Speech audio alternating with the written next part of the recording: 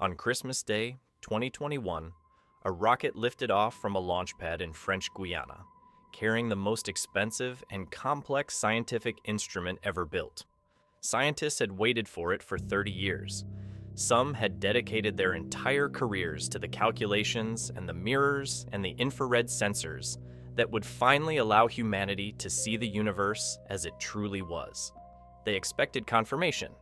They expected the textbooks to be validated, the models to be vindicated, the standard cosmological model, the great unified story of how everything began and evolved, to be written in light across the ancient sky. What they got instead was something far more unsettling. What they got was a paradox. The James Webb Space Telescope did not confirm what we knew. It broke it. Not slowly, not subtly, but almost immediately.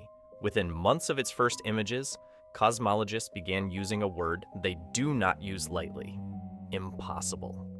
Galaxies that should not exist were everywhere. Structures that our best models said could not have formed in the early universe were sitting there in the data, fully formed, massive, complex, burning with the light of billions of stars. And they were doing it hundreds of millions of years too early. The universe, according to every model we had built over decades of careful science, had not yet had time to make them. And yet there they were. The telescope had looked further back in time than any instrument in history. And what it found at the beginning of everything was not simplicity. It was chaos. And it was beautiful. And it was wrong. Wrong in the sense that it did not match the story we had told ourselves. The story we had been so certain was true.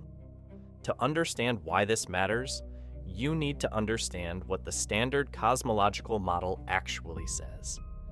After the Big Bang, 13.8 billion years ago, the universe was a hot, dense, featureless plasma.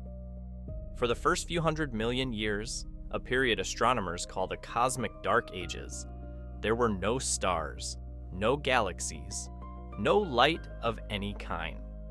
Slowly, gravity pulled hydrogen gas together into the first clouds. The clouds collapsed into the first stars. The stars clustered into the first small, chaotic, irregular proto-galaxies. Only after a billion years or so did anything resembling a mature, structured galaxy begin to emerge. That was the timeline. That was the certainty.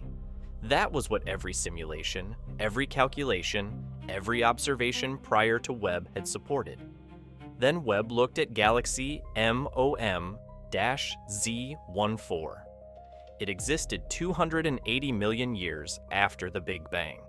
It was bright, structured, and chemically enriched, the kind of galaxy our models said would take at least a billion years to build. It was not alone. 70 dusty, massive galaxies were found clustered at the very edge of the observable universe, most of them never seen before. All of them formed within the first 500 million years of cosmic history. In January 2026, Texas A&M researchers found evidence of a complex, multi-galaxy merger event. At least 5 galaxies colliding and already redistributing heavy elements like oxygen across enormous distances, 800 million years after the Big Bang. Before Webb, astronomers expected this kind of complexity to begin well over a billion years into cosmic history. The universe apparently had not read the schedule. Every one of these discoveries carries the same implication. Something in our understanding of how structure forms, how matter assembles itself under gravity, how stars are born, how galaxies grow, is fundamentally incomplete. Either our model of dark matter is wrong, or the physics of the early universe contained some ingredient we have not accounted for, or the Big Bang itself did not happen the way we thought. Those are not small revisions. Those are not corrections to a decimal place. Those are cracks in the foundation of modern cosmology. And then there is the Hubble Tension. For years, a quiet disagreement has been growing between two different methods of measuring how fast the universe is expanding. when you calculate the expansion rate from the physics of the early universe, from the cosmic microwave background, the faint glow of radiation left over from the Big Bang, you get one number. When you measure it directly, using nearby galaxies and supernovae as distance markers, you get a different number. They do not match. The discrepancy is small in absolute terms, but enormous in implication, because both measurements are considered highly reliable, and both cannot be right at the same time. James Webb confirmed this discrepancy is real. The universe is expanding faster than it should be. Something is pushing it. Something we do not understand, something that does not fit inside the current model. Physicists have a name for unknowns that drive cosmic acceleration. They call it dark energy. But naming something is not the same as understanding it. And right now, dark energy is less an explanation than it is a label on a blank space in our knowledge. The organic chemistry findings make everything stranger still. In February 2026, using Webb's spectroscopic instruments to peer into the hidden nucleus of a galaxy hundreds of millions of light years away, researchers found an extraordinary inventory of organic molecules: benzene, methane, acetylene, diacetylene, triacetylene, and for the first time ever detected outside the Milky Way, the methyl radical, a fundamental building block in the chemistry of carbon-based compounds. These are not exotic laboratory molecules. These are the molecules of biology. They are the stepping stones toward amino acids, toward proteins, toward the chemistry that on Earth eventually produced cells, nervous systems, and consciousness. They were found saturating the core of another galaxy entirely in concentrations nobody predicted. Organic chemistry is not rare. It is not special to Earth. It appears to be woven into the fabric of the universe itself, present in environments so extreme, the compressed, radiation-blasted nucleus of a luminous infrared galaxy, that life as we know it could never survive there. And yet the chemistry is there, building, assembling, complexifying. The universe, it seems, has a strong and persistent preference for making the molecules of life, even when no life can possibly exist to use them. Ask yourself what this means at scale. If organic molecules saturate the cores of distant galaxies, if they appear spontaneously in conditions ranging from the cold clouds between stars to the violent cores of luminous infrared galaxies, then the raw materials for life are not rare. They are universal. The question is no longer whether the ingredients exist elsewhere. The question is whether anywhere in those trillions of planetary systems, in those billions of galaxies, in that 13 billion year history of chemistry, assembling itself into ever greater complexity, the process went the final step. Whether it produced something that could look back. The Fermi paradox sits at the center of this question like a splinter. If the universe is this old, this chemically generous, this structured, then where is the evidence of anyone else? Webb has now confirmed that the early universe was busier, more complex, more chemically rich than we ever imagined. Complex galaxy mergers were happening before a billion years had passed. Organic molecules were being synthesized in galactic cores. The cosmic web was already well underway. If life tends to arise where chemistry permits, then the universe has been permitting chemistry on an extraordinary scale for an extraordinarily long time. And yet the sky is silent. No signals. No structures we cannot explain by natural processes. No unambiguous sign that anyone else looked back and wondered. There are theories.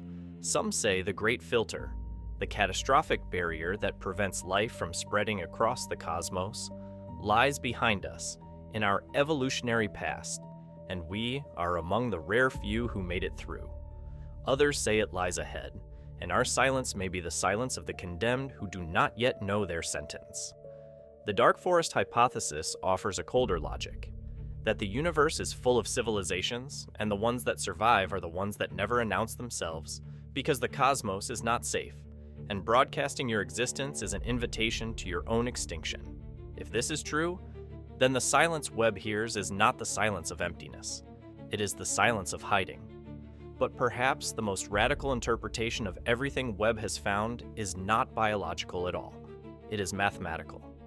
In 2026, the simulation hypothesis, the idea that physical reality is itself a kind of information system, a computation running on some substrate we cannot access, has moved from philosophy into physics. The universe increasingly looks like it follows rules that are not just elegant but suspiciously efficient. The mathematical structures underlying quantum mechanics, general relativity, and thermodynamics are not merely useful descriptions of reality. They have the quality of code, compressed, optimized, consistent across every scale, from the behavior of subatomic particles to the large-scale structure of the cosmic web. The same patterns that govern the branching of neurons in a human brain govern the distribution of galaxies across the observable universe. The same equations that describe the behavior of electrons describe the behavior of black holes. This could be coincidence. It could be a deep, beautiful property of mathematics itself. Or it could be something else. Something that makes the universe look less like a physical object and more like a system running on logic we have not yet found. James Webb did not settle this question, it deepened it. Every image it returns from the edge of the observable universe is an image from the past. Light that has been traveling toward us for billions of years, carrying information about what the universe was doing before the Earth existed, before the solar system condensed, before the Milky Way had taken its current shape. We are not looking at the universe as it is. We are reconstructing its history from ancient light, and that light keeps contradicting our story of it. An exoplanet 300 light-years from Earth was caught losing its atmosphere in real time, its gases being stripped by the radiation of its host star, the slow death of a world recorded in infrared wavelengths for the first time ever. And that data is a warning and a mirror. Atmospheres are not permanent. Planets are not safe. The conditions that allowed life on Earth are not guaranteed anywhere. And even where they exist, they are temporary. We are 4 years into a mission designed to last 20. If Webb has already overturned the fundamental timeline of cosmic structure formation, confirmed the Hubble tension as a real crack in modern physics, found organic molecules woven through galaxies we had assumed were chemically primitive, and caught a planet's atmosphere being destroyed in real time, what happens in the next 16 years?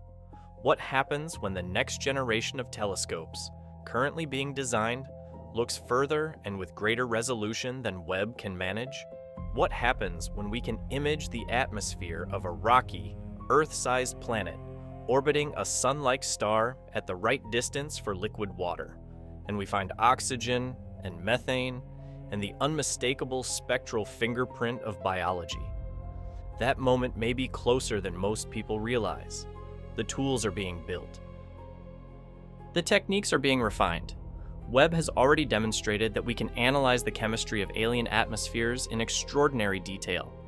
We are not waiting for a radio signal from across the galaxy. We are developing the ability to read the chemistry of other worlds from here, in the infrared light that carries the fingerprints of their molecules across the void. The discovery of life elsewhere, not intelligent life, not a civilization, but microbial chemistry on a distant world, would not diminish us. It would complete us. It would be the confirmation that the universe's persistent, ancient, everywhere present chemistry was not accidental, that it tends, in the right conditions, toward life, that we are not a mistake or an exception, but an expression of something the universe has been doing for as long as it has had the chemistry to try. James Webb was built to answer questions. What it has done instead is reveal the depth of our ignorance, not as a failure, but as a gift. Every paradox it delivers is a door. Every galaxy that should not exist is an invitation to think more carefully, more humbly, more honestly about the cosmos we inhabit. Science is not the accumulation of certainties.